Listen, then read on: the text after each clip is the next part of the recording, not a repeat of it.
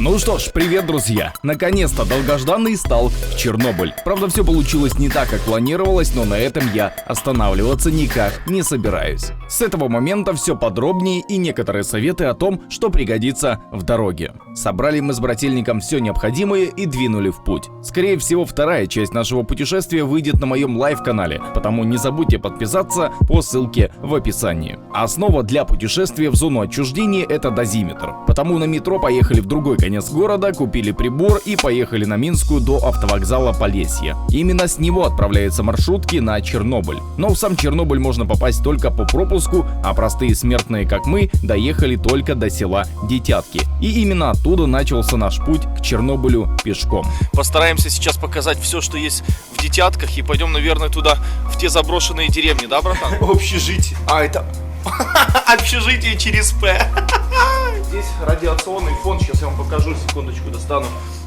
В воздухе показывают всего лишь 13, ну максимум 20 микрорентген в час, что, соответственно, очень и очень мало. Здесь в деревне даже чище, чем в Киеве, потому что в Киеве показывают 24. И к нам, кстати, прибилась собака, которую мы постоянно подкармливаем. Так что, ребят, все, отправляемся потихонечку в заброшенные деревеньки, и по пути в Чернобыль через КПП нас точно не пустят, так что вот такие дела. Go! Именно здесь мы встретили хромую собаку, которая сопровождала нас до самого конца, пока нас не приняли патрульные. Но об этом в конце ролика. Мы не совсем хорошо понимали, как идти, но блокпост нужно было обойти подальше от дороги, потому наш путь лежал вот так. Приблизительно 10 километров по лесу подальше от дороги. Мы пересекли сначала небольшую заброшенную ферму, прошли до конца территории, а дальше перелезли бетонный забор, и перед нами уже виднелась колючая проволока. Но нацелены мы были по-серьезному, хоть перед нами был густой полупроходимый лес, и это придавало путешествию еще большего ажиотажа и интереса. Вы посмотрите на эти леса. Это путь к Чернобылю. По пути встречалось очень много следов жизнедеятельности диких животных, а в большинстве случаев лосей. Следы были везде, и очень часто собака лаяла в западную сторону. И казалось бы, вроде лес тихий, в некоторых случаях встречались хорошо протоптанные тропы и даже дороги, но в лесу уровень радиации по всему пути не превышал более 40 микрорентген в час. И то это было всего в одном месте, где запищал дозиметр, а в основном 14-25, что соответствует уровню радиации в Киеве. Уровень радиации показывает приблизительно 12. Это меньше, чем в Киеве.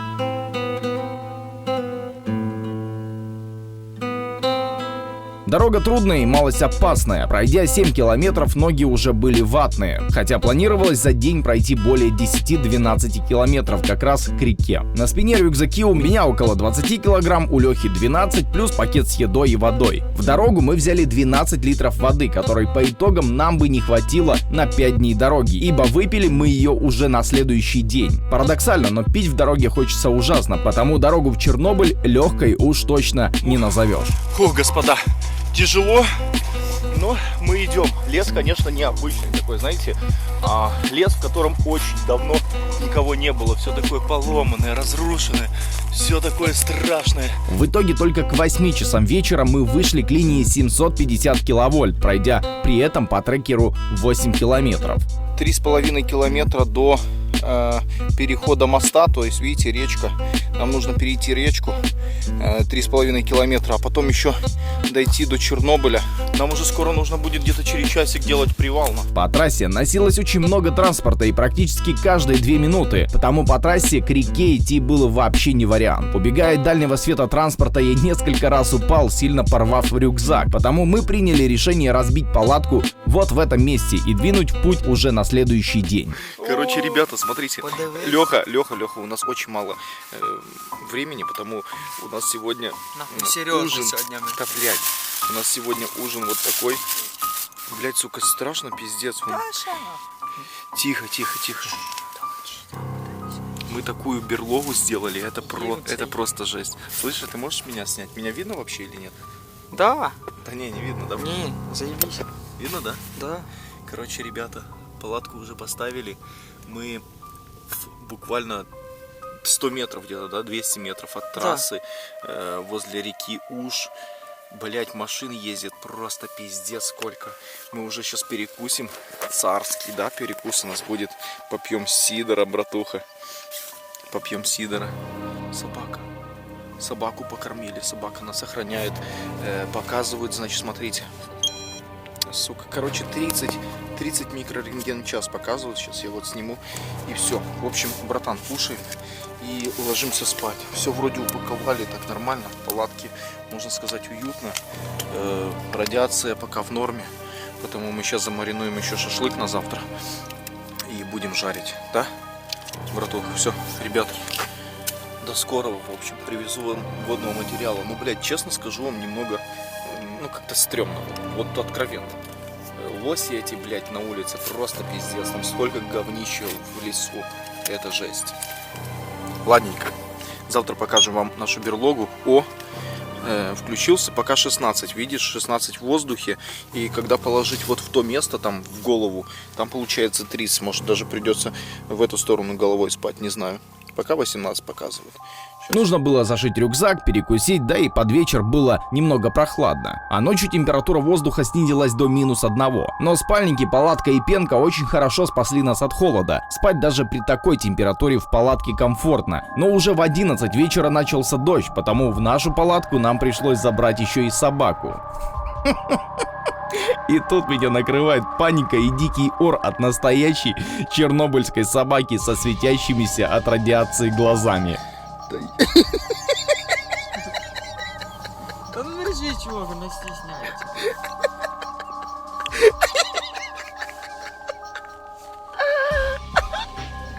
У нее, она когда смотрит, прикинь, да.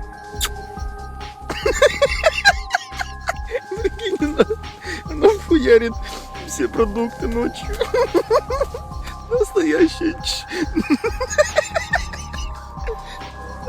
Настоящая чернобыльская собака. Да, ну.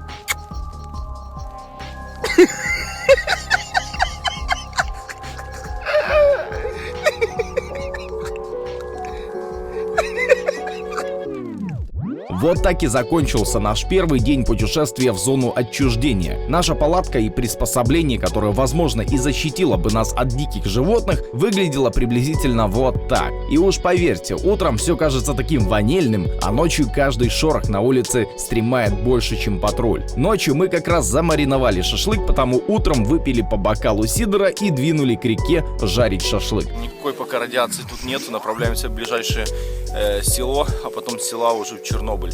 Осталось нам пути 12 километров. Сейчас попьем сидора, покушаем шашлыка и будем ехать. Пройдя еще 2 километра, мы вышли к реке и нашли там заброшенную беседку с мангалом и сеткой. Ах, кострик горит. Атмосфера накаляется. Сейчас мы будем жарить шашлык. Так, господа, шашлычок уже поджарился. Ну, правда, мы его немножко прикоптили. Но, видите, вот этот последний, да? Да, конечно. Жарить шашлык почти возле Чернобыля — это бесценно. Честно, нужно своих еще ребят пригласить сюда, чтобы с нами еще хоть разочек съездили, да? Посмотрели на весь колорит, да. Саня, а вот это ты, Василий, зря ты с нами не поехал. Саня отморозился, кстати. Трудно, наверное, передать те ощущения, когда ты стоишь возле реки, недалеко от Чернобыля. Да. У тебя пожарен шашлычок вкусненький. Братух, бери, короче. Как раз перекусили и хотели из досок и бревен смастерить плот, чтобы переплыть реку. Но течение было настолько сильным, что у нас сразу же отпало желание испытывать судьбу. И мы пошли вдоль реки к мосту. Но вот в этом месте был небольшой водоем, который нужно было перейти босиком. Вода холодная. Ах, сука! Блять, по колено воды в натуре, Вась! Ну и наконец-то мост через речку Уж. Под мостом то самое бревно, которое оставил трейсер, но я не рискнул дорогой техникой лезть под мостом. Пошли поверху и успешно его перешли. А вот ветрено, конечно. Стремаемся, чтобы машины нас не увидели, потому что зачастую тут ездят вот эти охранники, как они там, полиция. По-быстрому сейчас должны перейти эту всю движуху, да? Малой, быстрее! Фух, сейчас уже до конца чуть-чуть осталось. принципе, мы можем там скрыться за этим блокпостом и отправиться в Чернобыль. Тулим, господа, тулим. И, наконец-то, первая деревня Черевач Чернобыльского района. Мрачная, но очень атмосферная деревня, в которой замерла жизнь еще в 1986 году. А там дальше есть заброшенный дом. Пойдем посмотрим.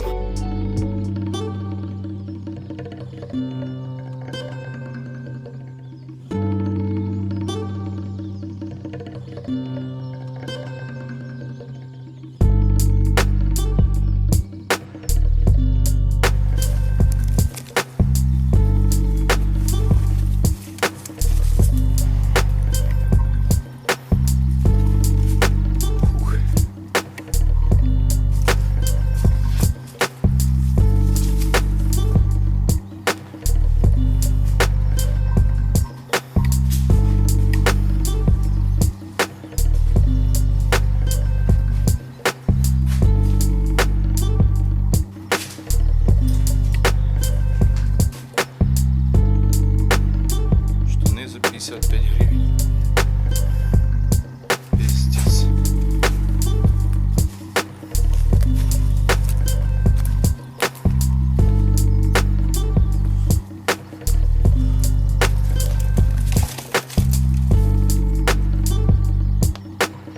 Что там по радиации? Сейчас поменяю.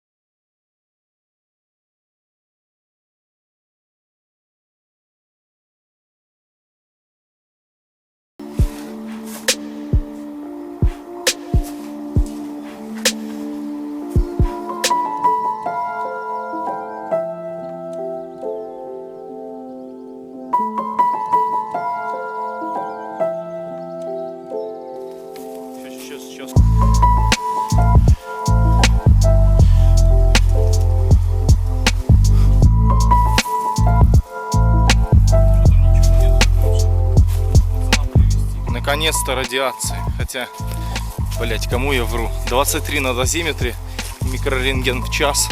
Вы посмотрите на эти старинные дома, эти оконные рамы, с дверцами. Пиздец. А в доме еще побелка, прям как в Припяти, там где с потолка обсыпалась побелка. Вы знаете, я заметил, тут очень много детских игрушек. Видите, вот кукла валяется. Ну-ка к ней, допустим, сколько. Даже не будем заходить, друзья. Просто вот так посмотрим. Мрачно, не более. Дозиметр показывает 23.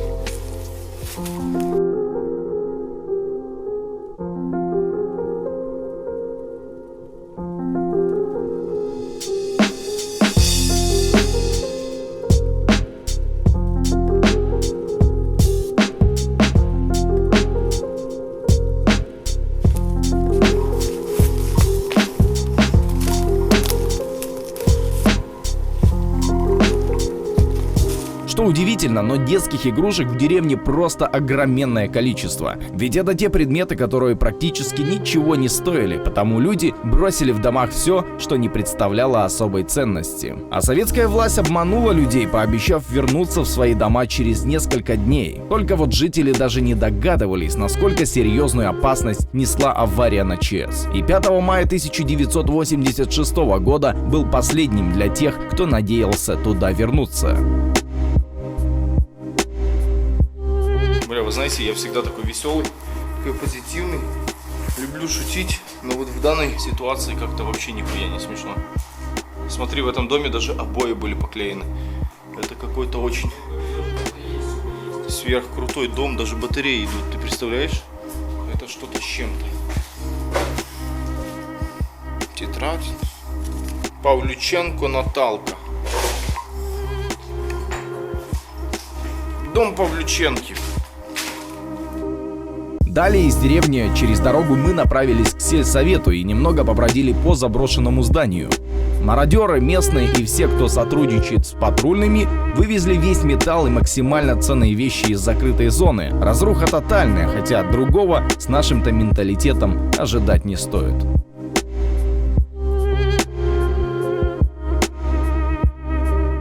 Не провалимся. Вот так вид с балкончика. Вот это здание находится прямо возле трассы. Ничего особенного, но старое пиздец.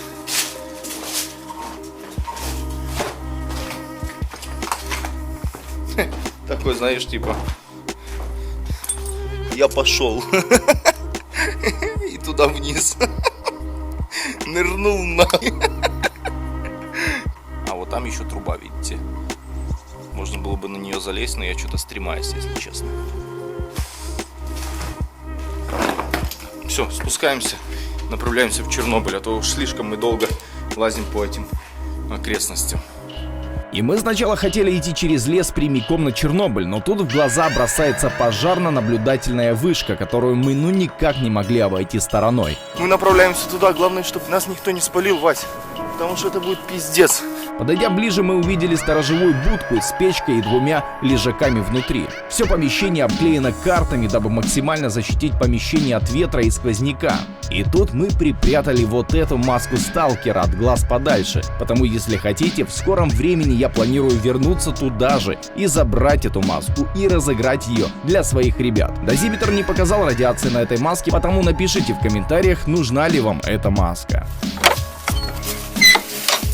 Живет и лежит. Держи, открой. Не смійте бути людиною.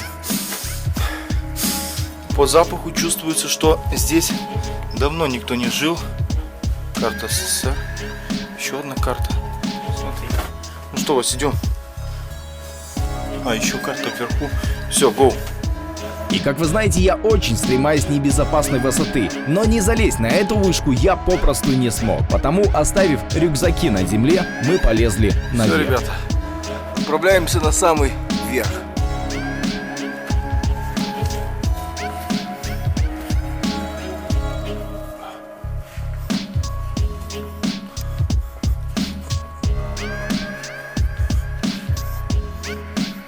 Из пожарно-наблюдательной вышки открывается невероятно красивый вид на Чернобыль, радиолокационную дугу, Припять и окрестности в 10-15 километрах. Если бы было время, я бы обязательно остался здесь заночевать.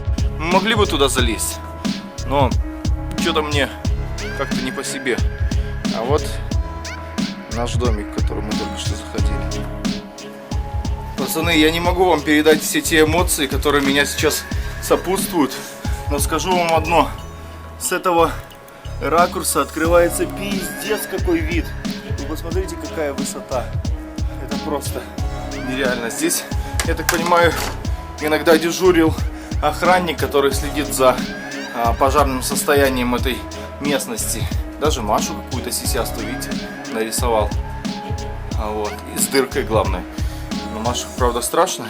Но то, насколько шатает эту вышку ветром, вам просто не передать. Но это все компенсирует невероятно красивые, захватывающие и незабываемые пейзажи Чернобыльской зоны. Колоссальный радиус обзора, а главное, мы были уже близко. Но как вы могли видеть с вышки, до леса было еще достаточно далеко, и мы с брательником хотели как раз таки перейти дорогу, чтобы спрятаться в заброшенном здании и отправиться через лес к Чернобылю. Но тут из-за угла с дороги заезжают две машины, от которых не было возможности ни спрятаться, ни убежать. И мы просто стали спокойно идти. Оказалось, что в машине ехал начальник лесного отдела, который и сдал нас патрульным. На беседу. А вы в Чернобыле работаете? Ну, я же тебе показал пропуск.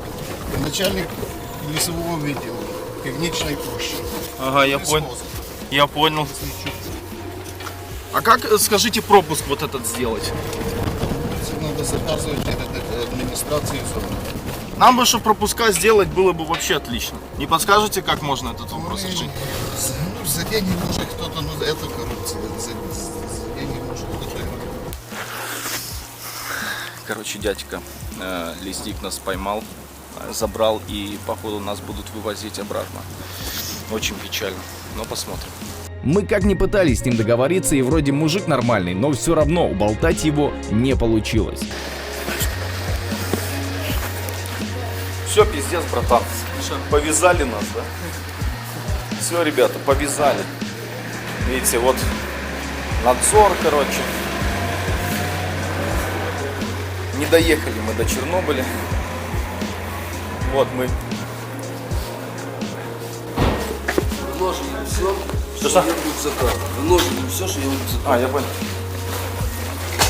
И нас вывезли на КПП «Детятки», отдали патрульным, проверяли на наркотики, оружие и запрещенные предметы, пробивали по базе. Но вроде как не удалось договориться с мужиками о минимальном штрафе за незаконное пересечение границы зоны отчуждения, и, подписав бумагу, нас отпустили. Штраф за административное нарушение от 320 до 1340 гривен. Дождусь повестки от суда и потом скажу вам точно, сколько мне все это обошлось. А тем не менее, меня это никак не останавливает, и как только заплачу штраф, отправлюсь обратно в зону отчуждения, только уже с большим запасом воды. Полный выпуск, если интересно, залью на свой лайв-канал, так что переходите по ссылке в описании. И обещаю, что ждать долго не придется. Раз я сказал, что я туда попаду, значит так и будет. И не забывайте поставить лайк этому ролику, а приветы в этом видео получают Никита Иванов, Алекс Мова и Женя Кауфман.